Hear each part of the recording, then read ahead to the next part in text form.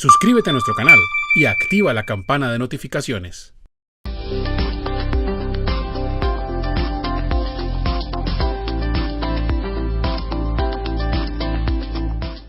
¿Cómo se registra la diferencia contable y fiscal por el 30% de gastos no soportados en factura electrónica, por ejemplo, en documentos POS? Bueno, no todo lo que está en documentos POS se vuelve no deducible, según el oficio DIAN 1566 de 2020. Yo había entendido que sí, pero la DIAN dijo que no.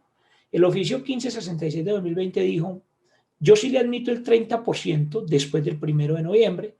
Entonces miremos la diapositiva para explicarlo mejor. La persona nos está preguntando es que cómo contabiliza esa diferencia. Ese tipo de diferencias no se contabilizan. ¿Por qué no? Porque son diferencias permanentes. Eso lo dice el artículo 1.7.1 del DUT y pues porque no tienen partida doble. Pero hagamos un ejercicio para que quede claro. Dice, el saldo de compras de proveedores mío es de 357.479.562, pero tengo 35.789 que no están soportados en factura electrónica, sino por allá en POS, PLU, facturas en computador, ¿sí? Entonces la pantalla me dice, mire, lo primero que usted tiene que tener en cuenta es que si su proveedor está obligado, por ejemplo, desde el 15 de junio a emitir factura electrónica, entonces las que le emita antes de esa fecha no son válidas, incluyendo las que eran antes de esa fecha sí son válidas, incluso si eran post, si eran antes de esa fecha. ¿Sí? Bueno, entre esa fecha, es decir, el 15 de junio, por ejemplo, y el 1 de diciembre, y el 1 de noviembre, perdón, el 1 de noviembre, no son válidas. Ojo, y no las puedes subsanar con el documento soporte de los no obligados a facturar, porque es que el documento para los no obligados a facturar es únicamente cuando esa persona de verdad no estaba obligada a facturar.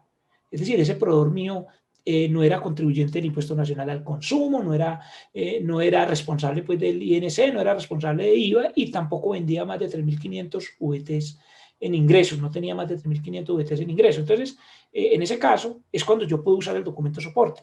El punto 3 de la diapositiva le dice, entre noviembre 1 y diciembre 30 están limitados al 30%. Pero ojo, el concepto del oficio que les decía ahorita, que es el 1566 de 2020, dijo, yo sí le acepto el 30% de lo que esté en POS, PLU, papel e incluso facturas por computador, ¿sí? Entonces, ahí le dejé una nota que dice, recuerde que los documentos equivalentes no están limitados, los recibos de peaje, los de servicios públicos domiciliarios, los extractos, ¿cierto? Y recuerde también que algunos documentos equivalentes desaparecieron, como por ejemplo los recibos de las copropiedades, los recibos de las copropiedades, por lo menos de las residenciales. Eso ya no es un documento equivalente, entonces usted tendrá que hacer el documento soporte a ese no obligado a facturar electrónicamente, ¿sí? Y también en la diapositiva le puse la nota porque la pregunta que nos hace el usuario es ¿cómo lo registro? No, mire, ese tipo de diferencias, ¿sí? Ahora, no es que yo tome cada facturita de POS y la multiplique por el 30%, no, yo sumo el total y la multiplico por el 30% y esa parte es la que me aceptan. El otro 70% o la parte que no me aceptan es una diferencia contable y tributaria, pero no se contabiliza. ¿Por qué? Porque no tiene partida doble, lo dice el artículo 1.7.1 del DUT. Lo que pasa es que usted lo tiene que llevar es al formato de conciliación.